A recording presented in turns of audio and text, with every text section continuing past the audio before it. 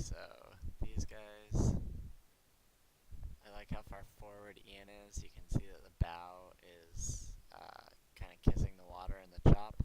I'd like to see a little bit more fore and aft movement, but it looks like they are trimming main nice and hard. Probably need a lower bridle.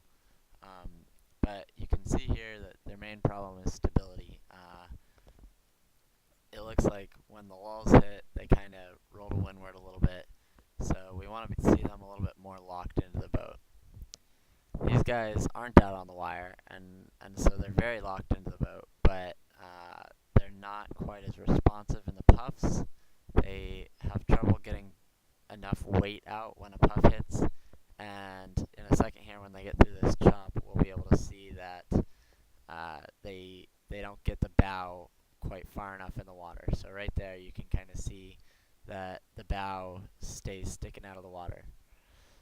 Mac and Matthias kind of have the best of both worlds going on here. Mac's nice and locked in, and he's got his weight really far forwards. The one thing that I'd like to see from Mac is, and now we're looking at the telltales, he's able to get the leech close sometimes, but I still think he needs a little lower bridle. But I would like to see Mac drop down on the wire here so that his butt is closer to that rail and he can put a hand on the rail, and that way he can get even more locked in. And here's everybody side by side. The two main things to take away from this clinic are to get the bow really deep in the water. You can see it's kissing the water here. And then also to get the leech nice and closed off. You want your bridle low enough that you can stall those top telltales. So I think that that's something that every team can work on.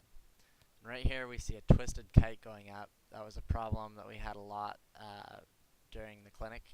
And I think that the way to solve that is right here we see Andrew coming into the leeward mark.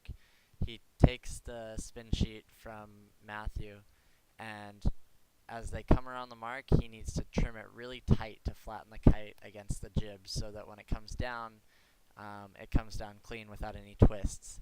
And I think that everybody needed to do that, and especially when it gets windier, it's going to be even more important to do.